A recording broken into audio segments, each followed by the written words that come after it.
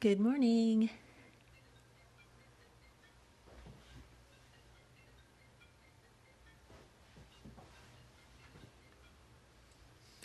I've got these two paintings here. I'm not sure which one I want to work on right now. Does anyone have any opinions on it?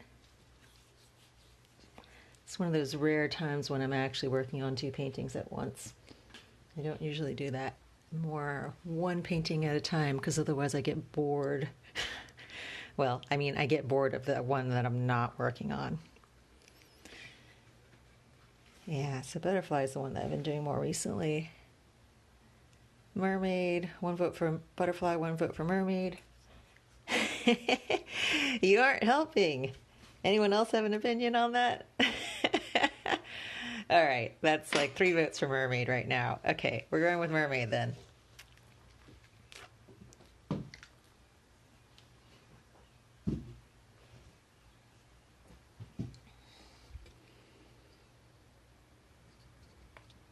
I was starting in on the scales at this stage.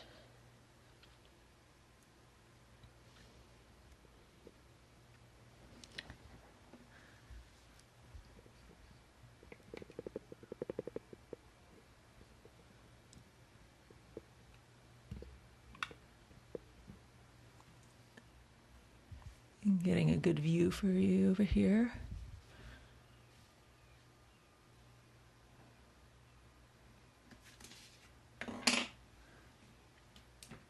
All right.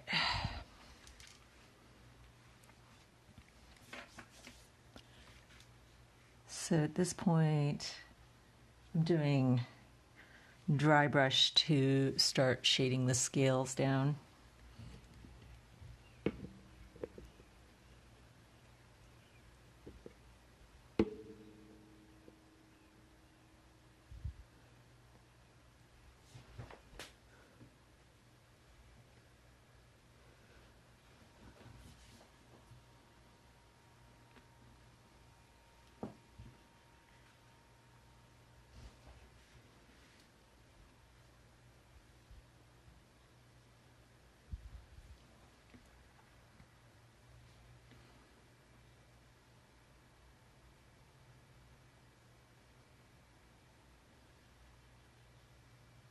I'm dry brushing an underlayer color to shade them.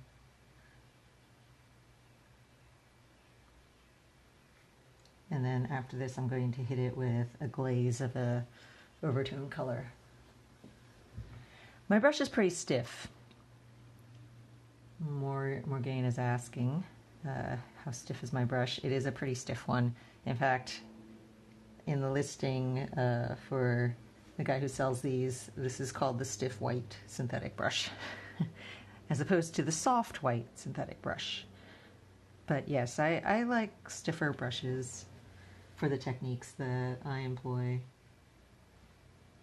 because I do a lot of dry brushing, and so I want to have more control over my brush strokes, and a stiffer brush allows for that.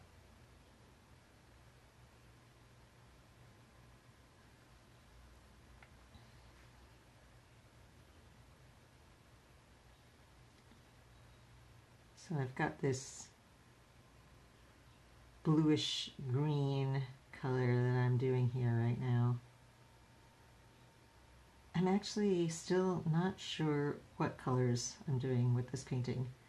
It is totally a flying by the seat of my pants on color choices for this whole painting process of this mermaid.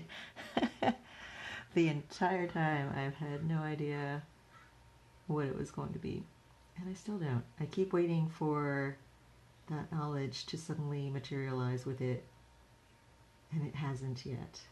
Usually by this point of a painting, I've had it figured out.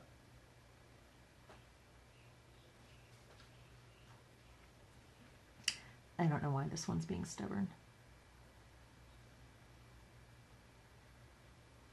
I was just talking in my Patreon post last month.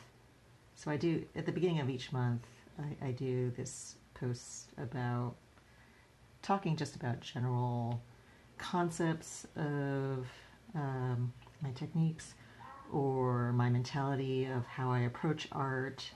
So I call those posts the Insights posts, and I do one of those each month at the beginning. And my post for that last month, and it's kind of a continuation one because it's got several parts, is about how I do color planning and how I make choices on a painting for the color selection.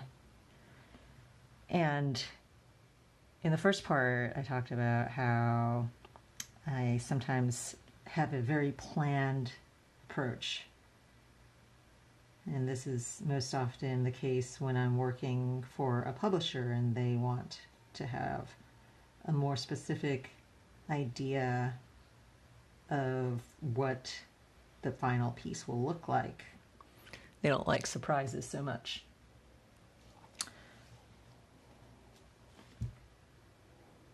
So I will have to do color roughs for them sometimes, and I have to make decisions very early on in the planning stages of a painting about how the color scheme will go, where my darks and lights are, all that stuff. And it's a lot more advanced planning when I do that, but it makes the painting process itself a lot easier and more mindless.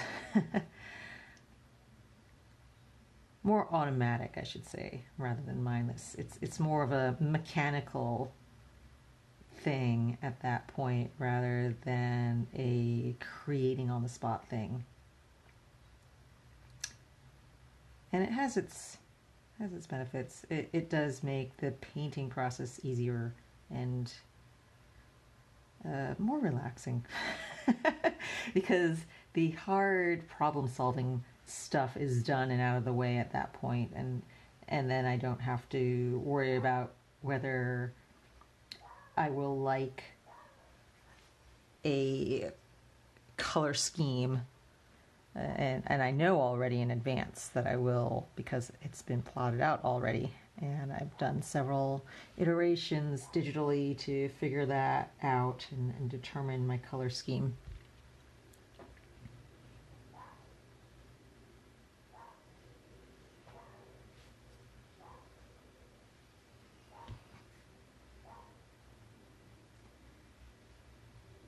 And then on the other hand, that's part 2 that I'm posting in a couple days. I need to finish writing that article, but part 2 is going to talk about how sometimes I have to plan around certain pre-selected color options. So this is sort of an in-between option where I know what some colors in the painting will be, but I don't have the full painting color scheme planned out.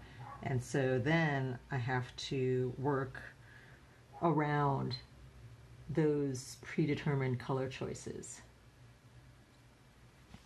And then the third method, which is what I'm doing now for this piece, is where there is absolutely no planning whatsoever, and I'm just picking each color as I come to it and deciding what to do next as I go, which is the most stressful way because then I don't really know if things will work out, if I'll like the results.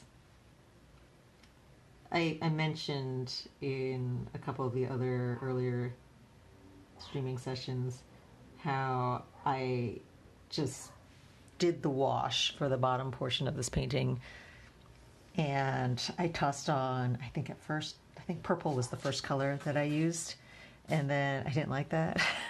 So then I went over it next with a blue wash, and I still didn't like that, and so finally I did a green on top, and now you can see all 3 of those colors kind of showing through the washes in the lower half of this painting, which I like, and which I would not have achieved if I hadn't been so indecisive about what the color scheme was going to be.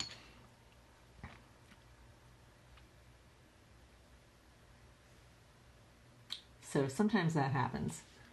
But yeah, then it is more stressful, because then I'm going through these stages of, I don't like that color and I don't like how that looks.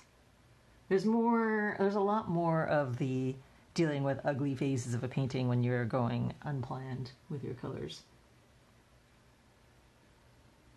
The ugly phases I refer to is just something that most artists seem to have this portion of their painting process where they just go, oh, I hate this painting. It looks terrible. And usually the ugly phase happens when your colors aren't quite gelling yet, because you're at this point where things are not really determined and you don't really have a clear path forward, or else it's in a between stage where you're doing layering and you haven't quite gotten to the final coloration, and so you're at this kind of awkward stage of the piece where you can't really envision the final result yet, and so it looks very strange then.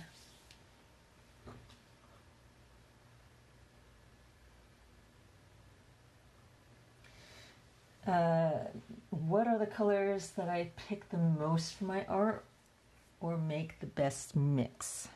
There's no best mix. It's going to vary depending on what kind of mood you want to impart with your piece, and it's also going to depend on your own personal preference, what colors you like. I like blues. I love blues, so I frequently reach for blues for my pieces. And I particularly like really electric, bright colored blues. You'll see that frequently in use in the dragonflies that I paint. And then to use in contrast against the blue, to make either the background fade or else have my foreground pop out, I like to use either yellows or oranges in contrast to that. So in some pieces I'll use a golden kind of tone in the background. For example, if it's a forest scene, I have the trees being pushed back into this sort of goldeny haze. Or other times I'll have my foreground elements with a lot of golden light to them. In fact, this piece has a little bit of that. You can see in the mermaid's hair over here and the gems in there. There's contrast with that so that they pop out against the blues and cool greens that I have so far in the background stuff.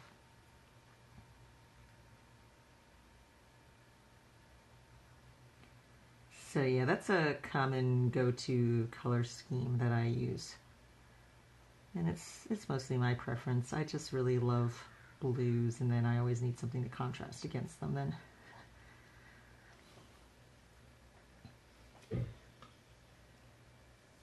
Ancient Ether, can I tell you what the thought process is for the planning of the unpainted upper portion of the piece? Well, as I said, there is no plan. So, yeah, I have all that up there to do still. All I know is that I need contrast with the bottom, because I have the underwater portion, which is the lower half here, and then the upper half is going to be above the water. You can see this is the water line right here.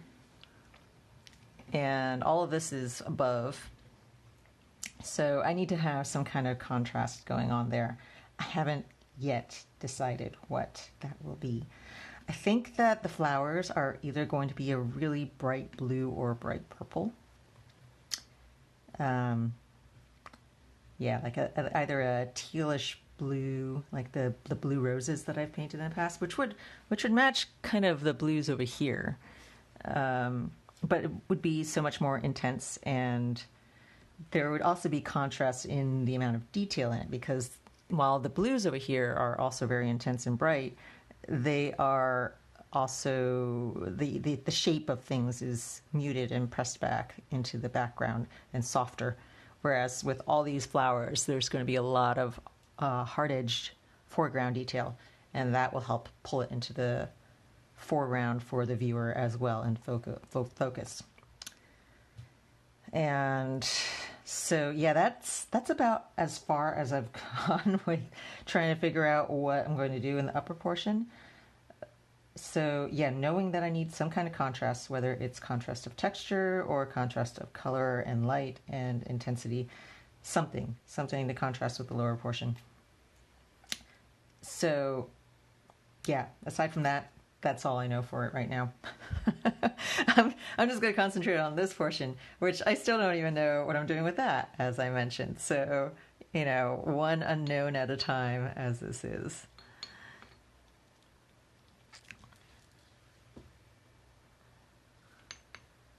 Let's see, I'm going to hit the side of her tail with a bit of an ochre toned wash.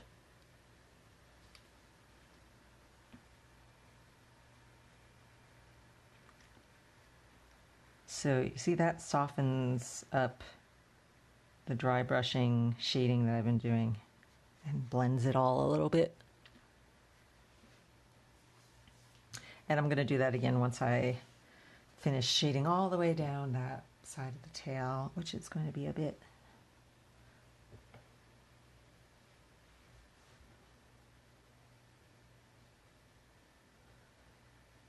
Let's see. Paula is asking how long will it take me roughly to finish this piece. I don't ever really set a timer on my painting, so I don't know exactly how long anything takes. But my guess would be that it is probably going to take 80 hours or so.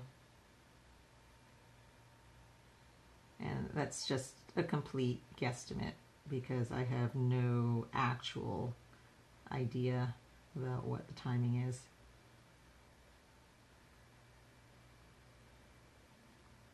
I don't even know how long I've spent on it so far. I think sketching this actually took quite a bit of time because there's a lot of detail in this sketch.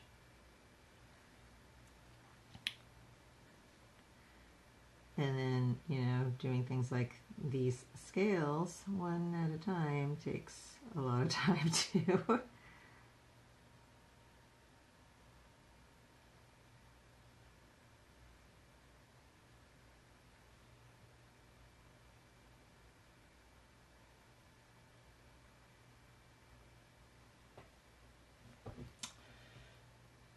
How do I stretch my paper? Grinning Ink is asking. I don't stretch it. I do not bother to stretch because I use 300-pound watercolor paper. This is 300-pound Moulin hot press Canson, and so 300-pound is fairly thick, and I don't ever really require stretching it. As long as you tape it down and don't remove it until it's completely dry from your surface, your taped to surface, then you shouldn't experience any sort of wrinkling or buckling. I hit my paintings with a lot of pretty wet washes, and I do not ever have any problem with them buckling. Even with 140-pound, I use occasionally. I have some, although lately I don't ever use anything other than the Moulin. But for a while when I was hunting for a new watercolor paper to use, because my old favorite at the time, which used to be Fabriano Artistico, changed their sizing, and so I had to go on the hunt for a new paper to use. and settled on this. But before I had settled on this, I tried a bunch of others, and I tried some 140-pound ones, which are okay. I do find that those buckle a little bit, especially with the amount of water that I use in my paintings when I'm doing the backgrounds. But even those, as long as I have them taped down, they're more or less pretty flat by the time I finish and I take them off. So yeah, that's the key. You can't remove them until you're done painting, though, or until it's completely dry.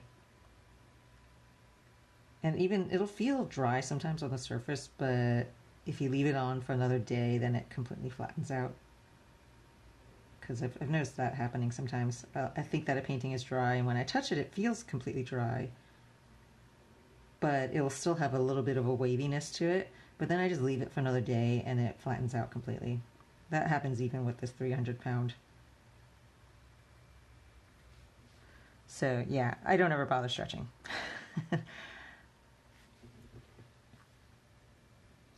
How do I decide how much detail to do and where? Well, the more detail you do, the more it's going to pull those elements to the foreground for the viewer. Your viewer is gonna, the eye is gonna be drawn to the places that have the most detail and the hardest edges and the most contrast. So you have to keep that in mind when you are designing your composition and figuring out which places are going to be the most detailed and have the most little elements of focal attention grabbing stuff. And you can have detail everywhere, but then if you're going to do that, make sure that you have contrast in some other form in your painting. You need to have, so I like to say that you've got to have contrast of one kind or other. And there's several different kinds. You can have a contrast of your lighting intensity. You can have something really dark and something really bright. You can have contrast of color, which happens if you use complementary colors. Opposite colors along the color wheel. And you can have contrast of focus. So if something is extremely detailed versus something that is fuzzy and less detailed. And you can use any one of these to draw attention to your foreground elements. But if you don't have some element of contrast like that, then your viewer will get lost in your painting, and there will just be too much going on for them to figure out where they're supposed to look at first. And it's fine if you want to have a very flat, decorative, graphic element to your art. I mean, that's a stylistic choice as well. But if you want something where there is a compositional flow and you want to be able to direct your viewer's eyes, then you need to think about some kind of contrast. So, that's a kind of convoluted answer to your question. Like, how do I decide how much detail to put somewhere? Well, it varies. I mean, sometimes I just really like painting certain things. I love detail, if you haven't noticed that. I love painting little detailed things. That's why I go through so many tiny little brushes. But I always am careful to somehow direct my viewers' attention via other ways, other tactics. If I'm going to go super detailed on lots of elements in the background, I need to make sure that the background somehow recedes still and somehow doesn't fight for the viewer's eye. I want the focus here to be the mermaid, right? I want the viewer to look at this, to come to this piece, and I want them to, look first at probably her face and the flower that she's got here. And from there, I want them to either, there's going to be two ways you can go. You can either go down the curve of her body and you'll see these other two mermaids, and the seaweed and the flow and movement of all the other elements in this piece then are going to draw the eye back up and into this portion of the painting. Or the other route will be if you start with the focal and then you move up through the flowers and things and to these children and you see what they're looking at, and you come down through the seaweed into the mermaids in the bottom half. So those are a couple of paths that I can see the viewer's eye traveling. And so that's something I keep in mind a lot when I'm working, is what is the journey that the viewer's eye is going to follow as they look at my painting.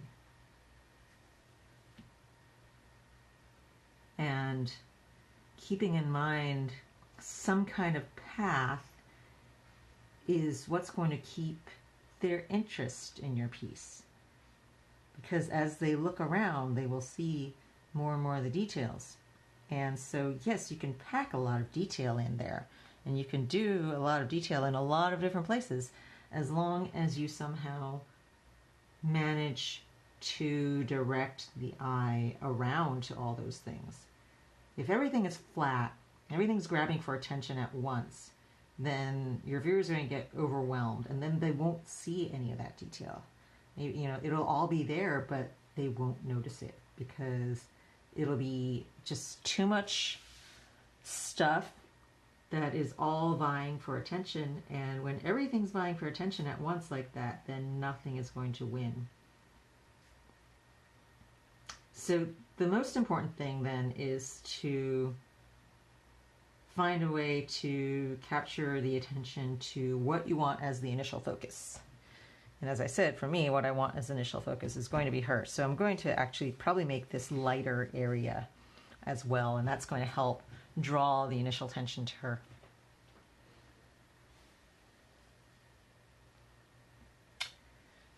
Is the Holbein blue I like so much the peacock blue?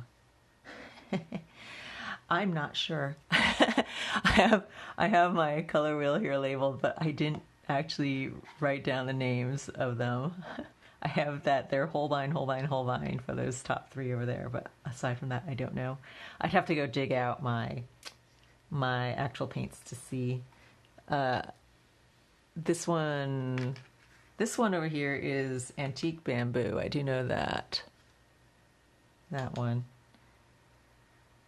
but I'm not sure which one the other three Holbeins are. Yeah, this was supposed to be a temporary palette. I was just kind of putting all the colors that I had not yet tried out in here.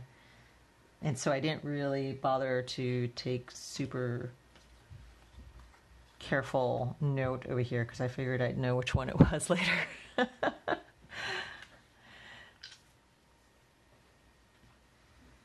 I need to revise a palette with some of these blues that I find myself using a lot more now, but I haven't gotten around to doing that yet. I do think I have the peacock blue though. I think you're right. It must be one of those.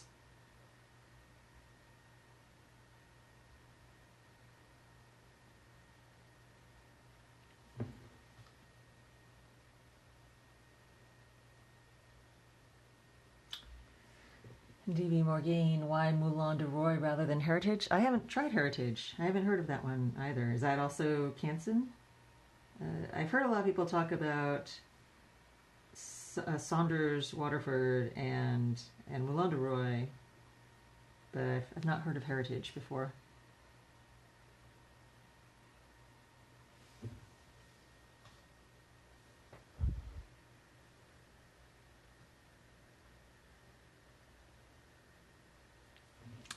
How do I know what to draw and what colors to use?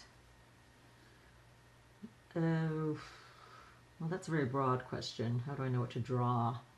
I draw what I like. I draw the things that appeal to me.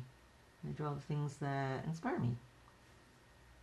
And this month I happened to do a lot of mermaids because it is Mermaid. If you're not familiar with that, that is an Instagram hashtag thing. A lot of people participate in it where you do mermaids in May. And I wasn't originally going to do it, but somehow I managed to do a lot of mermaids for someone who was not planning to do it. And I started initially just with little mermaids and little sketches, and I really liked one of the drawings that I did, and so I decided to turn that into a full-blown painting, which is this that you see here right now that I'm working on. It started off with a much smaller sketch and drawing. And yeah, so you just draw what appeals to you. Draw what you enjoy. And as I said earlier about colors, I don't know if you were here for that, but sometimes I plan out my colors and other times I just kind of go with whatever I'm gut feeling for the moment for that part. For example, with this tail, I have no plan whatsoever and I'm just moving along it, and apparently it's turning very purple.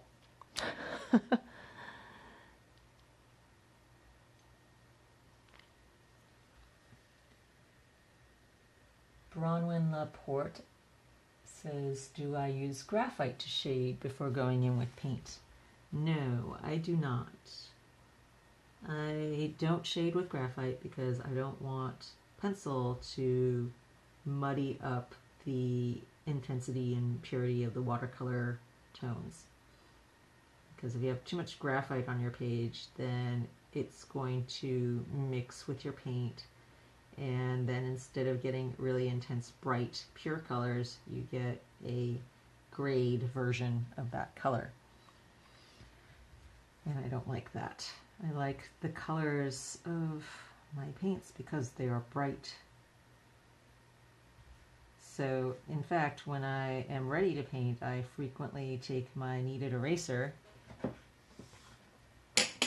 this thing, and you can kind of take a piece of it, roll it into a log like this, and then I just roll it across my painting like that.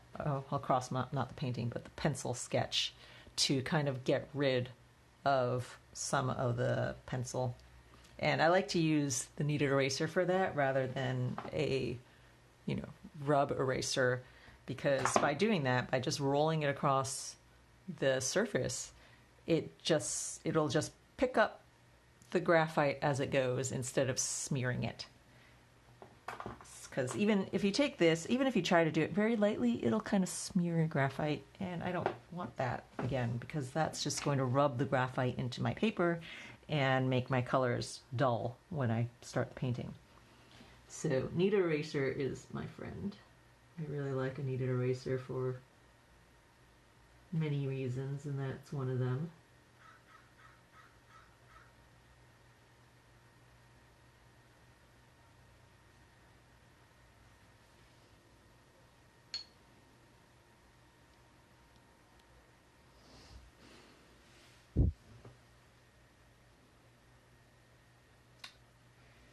Brandon Unicorn says, I'm having trouble painting negative shapes like scales or in hair. Any tips? Do you sketch out things before you start painting it? So to do the negative shapes there, I like to have at least some guidance with my pencil lines then for where those negative forms go. And once you have that, it does become easier. It'll be hard to envision that without some kind of guidance, because you're working in between the forms, right, with the negative space. So make sure you have good guidance in your sketching before you start painting that kind of thing. With these scales right now, I have scales penciled in, so I know where they are and I know how to paint the negative shaded edge along the bottom of each one as I'm going like this.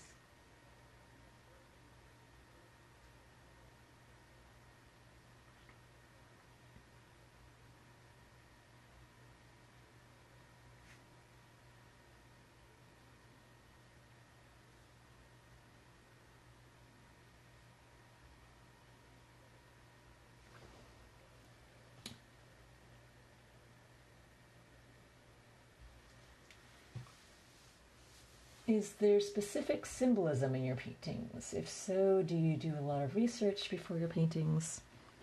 Sometimes there is. And yeah, if I'm going to have specific symbolism, then yes, I do try to research what is going into it. And it's a mix generally of a lot of mythological references, as well as just some of my own personal symbolism that has worked its way into my art over the years, things that appear over and over again.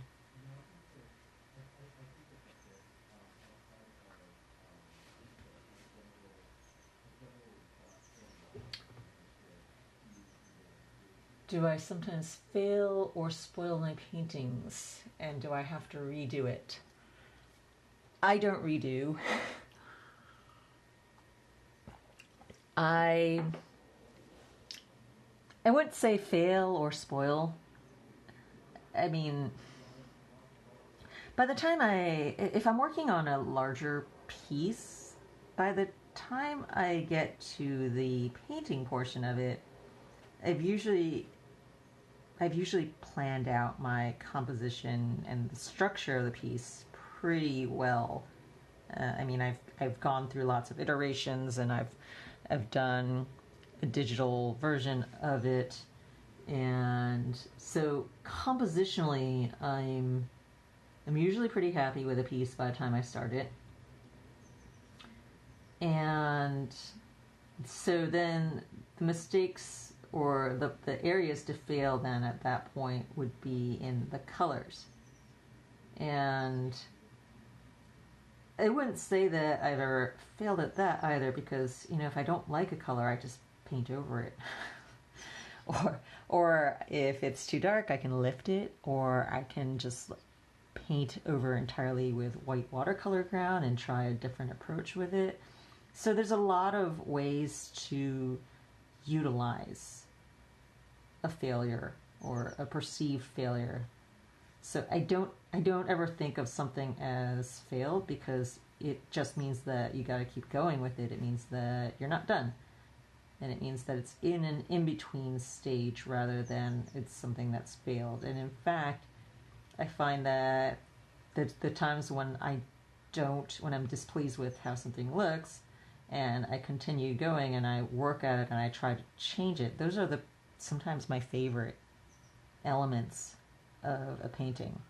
So yeah, I don't know if it's just a mentality or what, but I don't ever think of something as being spoiled, because I don't think that's possible. I think that it just means you gotta keep going. Now, in the case of smaller pieces, if it's a compositional thing that is kind of jumping out at me at a late stage of the painting, then that can become tricky. But again, it's something, you know, with white watercolor ground, which I really enjoy using, it's something that I can use to completely change a painting then and make it into something entirely different.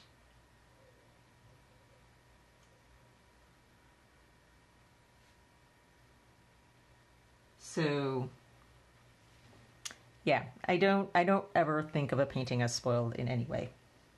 There are some that I don't like as much when I finish as others, but then again, I've had that happen where I finish a painting and I think, ooh, I don't really like that so much. And then I let it sit for a few days, and then I come back to it and I don't look at it for a while. And I come back to it and I realize, oh, I guess I do kind of like it. I was just sick of looking at it because I was painting it all day for a week, you know, and I got completely tired of everything in it and I couldn't stand it. But now that I've had some time away, I like it.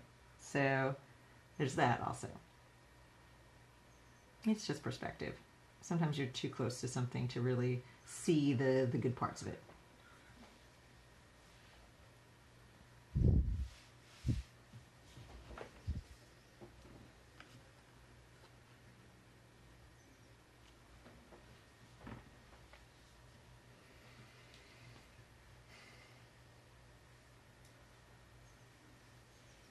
Any tips on how to become better at proportions, figures, postures? Did you use reference for this mermaid's body? No, I did not use any reference, but I have been drawing and painting human forms for, well, professionally I've been doing it for 22 years. And, you know, before then even I was taking lots of figure drawing classes and things. And I'm always practicing and I'm always drawing. So the best way to get better is to just do a lot of it. To do figure studies, to just draw quick sketches of people around you, to get used to forms in movement, because you want to try to capture gestures. That's what brings figures to life. And a lot of how I choose poses for my figures, I think, kind of stems from my background in dance. And I can sort of feel the flow of the body as I sketch and as I draw. And so that's how I choose to depict things in this mermaid, and the flow of her body and how her tail swirls down. So, yeah, practice. Do a lot of it.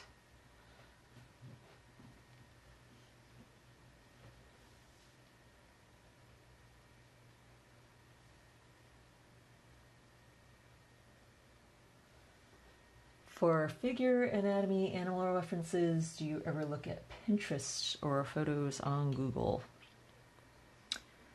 I do look at Google. I look up stuff if I don't know, if I'm not familiar with how something looks. Like, for example, let's go back to that other painting that I had. So I'm working on this painting also. And I had a pipe vine and I killed it before I had a chance to get to this painting. I used to have a pipe vine, and so I sort of remembered the size of everything. I know the size of the leaves and the plant and the flower, but I didn't take photos of it when I had it, which I'm kicking myself for. So I did have to go to Google and look up things like pipe vine and like the thistle over here, which is a California native thistle. And so what I do, oops, where is that? So I have on my iPad here just a lot of photos. So this is actually really useful. This is on a berkeley.edu site where they have a lot of plants with, you can see exactly how the growth of the leaf is and how they come off the stem and the size of everything, which is really super useful for what I'm doing here right now. Because when you look at a plant photo like this, it's really hard to tell where it comes in and at what angle and how, like, the distance along the stems. You know, I can look at a picture like that, but if I don't understand the structure of the plant, I can't modify it for myself. So you can see here, I have my plants curving along the bottom here in something that is not in any of these photos, but the photos I use to understand the structure of the plant. And these are photos that I just grabbed off of Google. And I use that, so I'm not using these directly in my painting, None of them are in the exact same form that you'd see in these pictures. But I like to find a lot of photos of whatever it is I'm painting in all different angles, learning the structure of it, whether this is an animal or a plant, and understanding how it fits together. And from there, I can create my painted version of it. So that's how I use references. I actually don't like to paint things directly as they are in a reference. And for human pose things, I frequently just, grab my husband or my daughter or me and just take a quick snapshot in the mirror to figure something out. If I need to figure out exactly how the hand is positioned, I can just look in the mirror for that.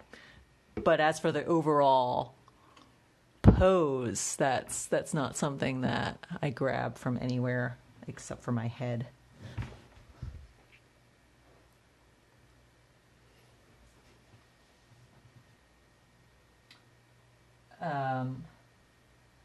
Let's see, another question. I really want your Dreamscapes book. Where can I find it?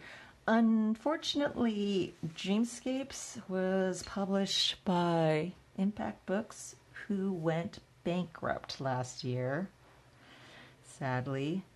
And Penguin Books now owns them.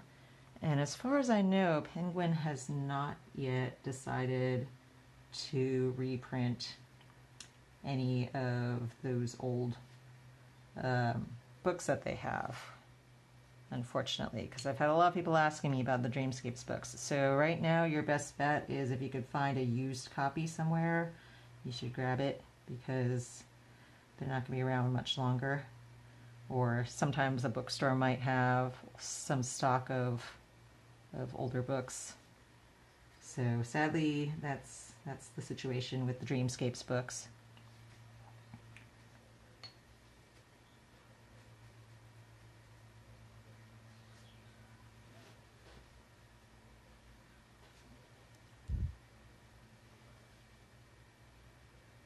What kind of brush am I using? Liquid Face Studios is asking.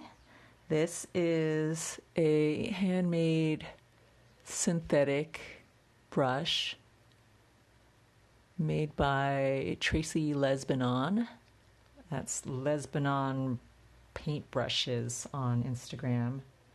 There's some links to his Instagram in my feed. If you just look through my images, I think my current latest 3 pictures, you should be able to find a link there.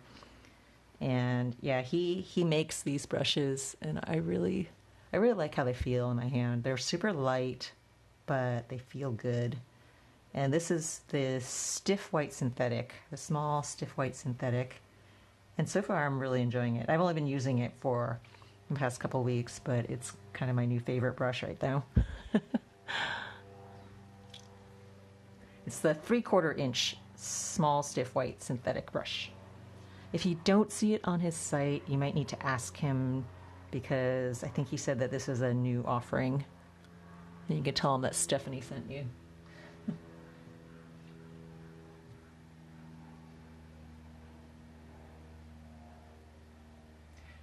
Bronwyn Laporte asks, do I ever use masking medium? No, I don't. I don't like masking medium. I don't like how it leaves a really hard edge to the masked off area, because I prefer all my edges to be a little bit softer and more blended. So I don't like that. Also, masking fluid can damage your paper when you remove it if you've left it on for too long, and there's all kinds of other issues with it. I know people who use it successfully, but it's just my preference not to. I just like to avoid painting the white areas, or if I really have to, sometimes I do go back with opaque whites of various sorts, but I prefer that over masking.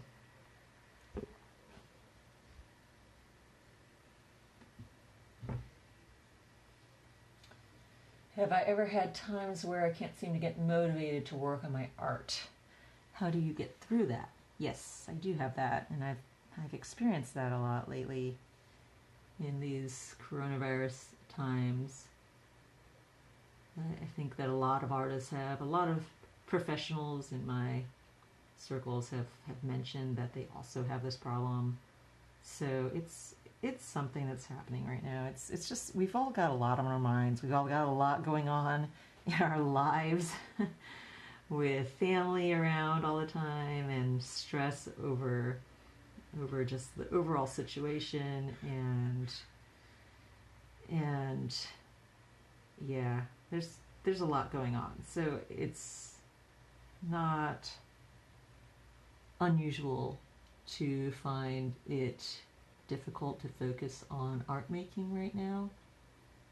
And what I've found helps for me is to just work on smaller, less ambitious pieces, to not force myself to work on some, potential masterpiece. I say that, not that it is a masterpiece, but, in your mind thinking, yes, this is going to be my next, best painting. Don't put the stress on yourself thinking like that, and just do little fun things, and eventually something will, if you're having enough fun and you're enjoying the little pieces, something will grab onto you and it will call for you to do it, do something much more elaborate maybe, or to get really excited about it. And that's how you get back into it. So if you're having trouble creating art, just demand less from yourself. Take the time to relax and to play around and to maybe try out some new paints, or give a different technique a shot that you've never done before, or just have fun. And if you don't make demands of yourself, then your creative mind will eventually make demands of its own. And you'll find your way back to creating. So just don't worry about it so much, is my suggestion.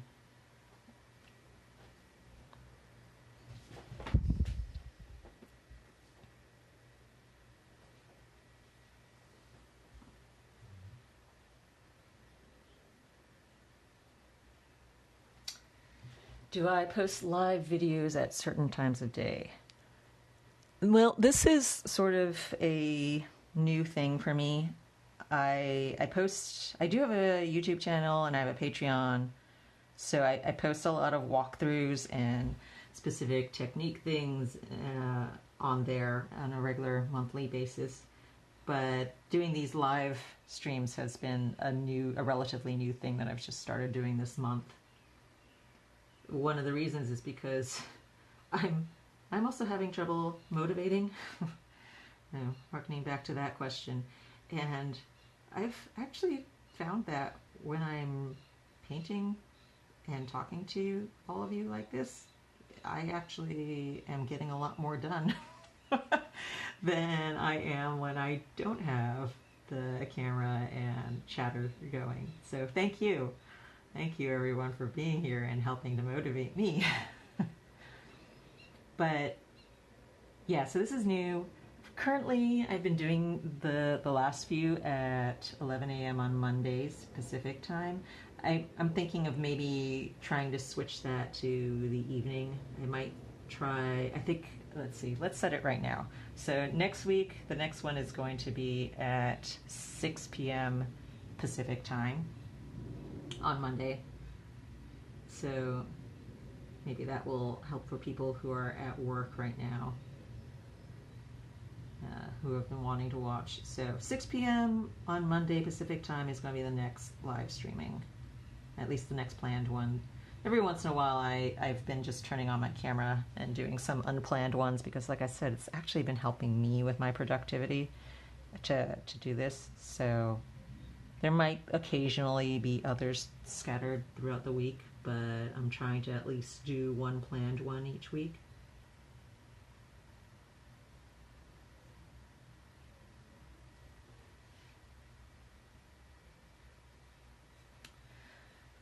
What are the mermaid's skin colors? For this piece, I did, I think, an initial shading with some greens. It's hard to tell that right now because it does sort of blend. So I did some undertones with green, and then I did a secondary wash on top of that with very dilute bit of quinacridone coral and buff titanium, and a little bit more shading after that with purples and blues.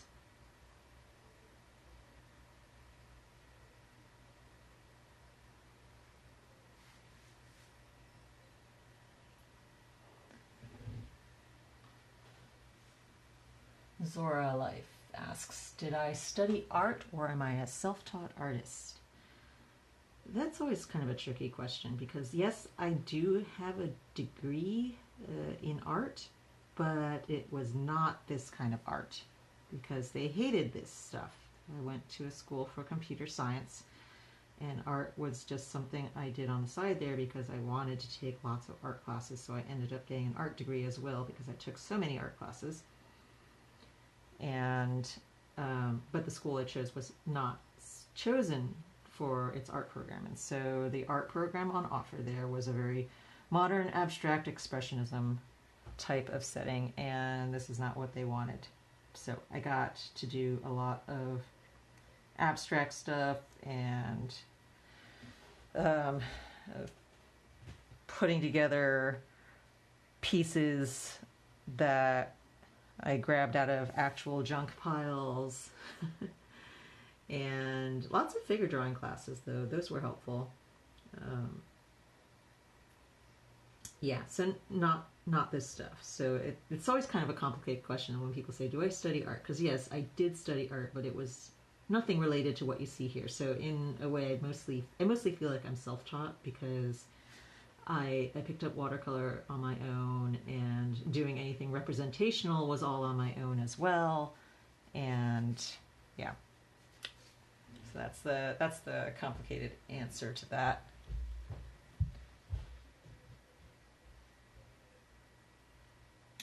Daniel Smith is still my favorite for my basic palette. Yes, that is the colors that I use most often.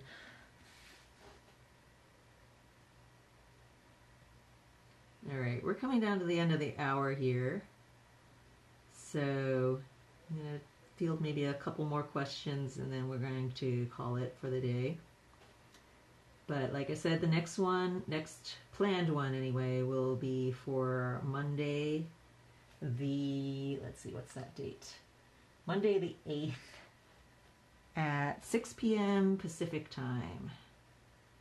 So if I don't get to your questions here right now, save it and bring it back to me on that time, okay? Let's see, we've got a few more questions though right now.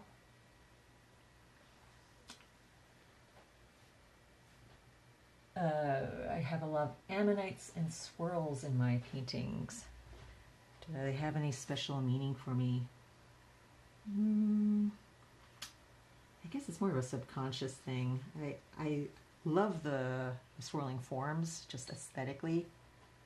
I love the movement in that, and they're kind of representative of the swirls, and the spirals are representative of the complexities and intricacies of nature and life, and sort of the beauty that's within all of that.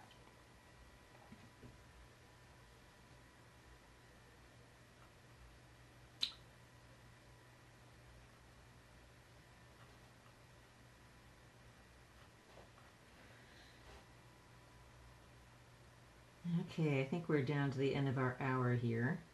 Thank you, everyone, for joining me. And I hope you join me again for the next session.